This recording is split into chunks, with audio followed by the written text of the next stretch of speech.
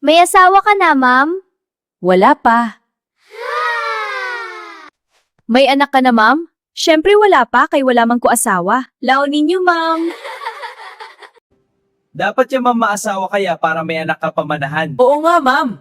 Dapat, ma'am, afam?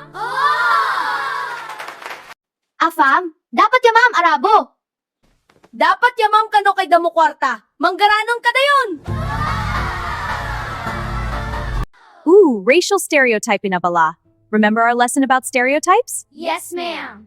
Gani, ma'am. Hindi man tanan nga kano manggaranon, di ba? Tama ka, Gid, Alison. Tudya, ma'am, si tita gani, manggaranon kay iya asawa ka no. Korean na lang ya, ma'am.